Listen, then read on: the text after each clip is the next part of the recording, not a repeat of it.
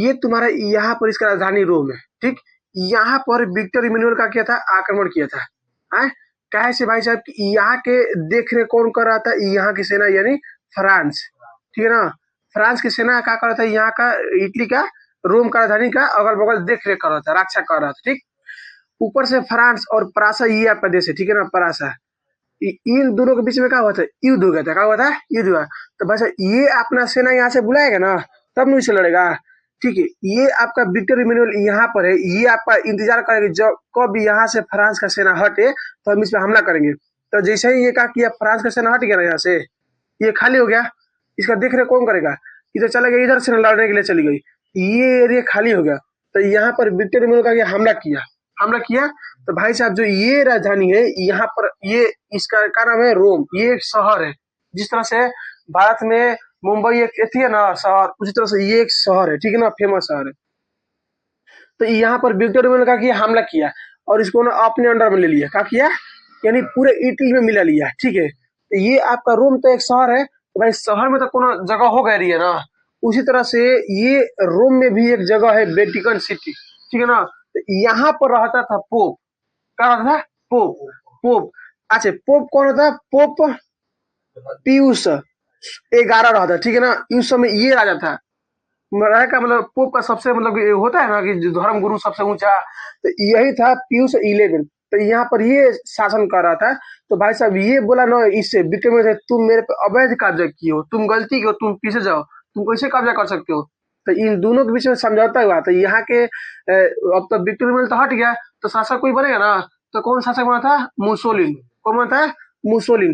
तो भाई साहब जब मुसोलिन बना था ना, जब मुसोलिन शासक बना था, तो ये मुसोलिन और किसके बीच, इसके बीच पोप पियूस 11 के बीच में क्या हुआ था, समझौता हुआ था। क्या हुआ था, समझौता हुआ था। ये बोला ना पोप बोला कि हमको एक अलग दोस्त दो जिसको वेटिकन सिटी नाम रहेगा। क्या नाम रहेगा, वेटिकन सिटी, ठीक है ना। तो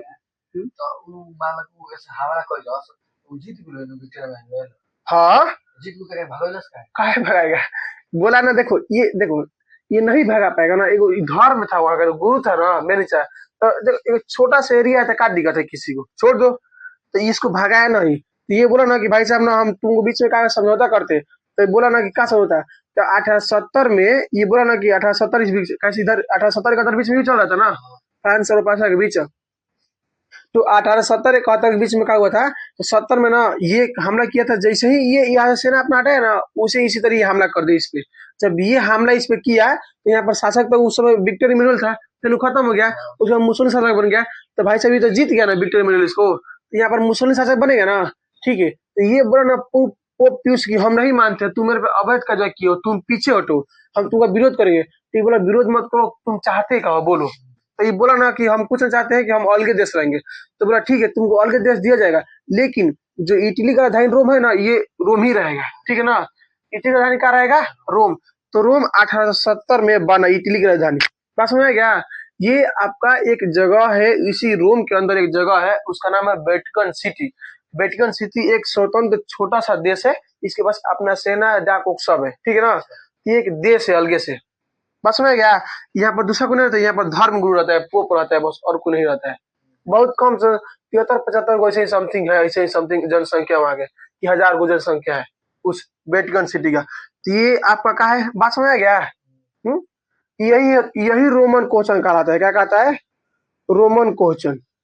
कोई तुमसे पूछेगा रोमन क्वेश्चन क्या होता है, तो बोल देना मुसोलिन और पोप पियूस 11 के बीच में समझौता हुआ था कि भाई साहब वेटिकन सिटी एक अलग देश बनेगा, ठीक है ना। और हम मानते हैं तुम हमको एक अलग देश दे दोगे, हम मानते हैं तुम्हारा एक राजधानी रोम रहेगा इटली का।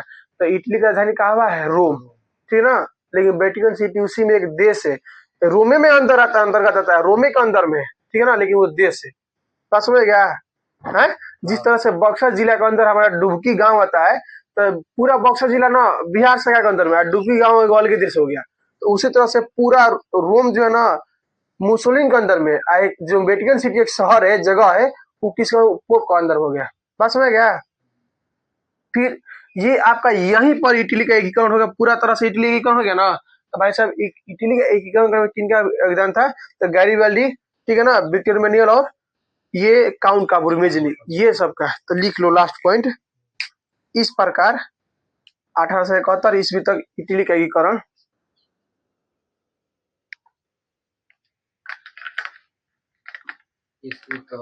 हाँ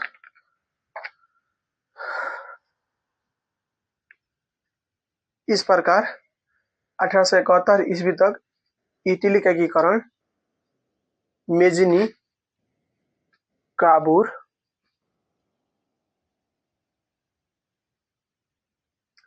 गारिबल्डी जैसे राष्ट्रवादी नेताओं एवं विक्टर इमैनुअल जैसे शासक को योगदान के कारण हुआ।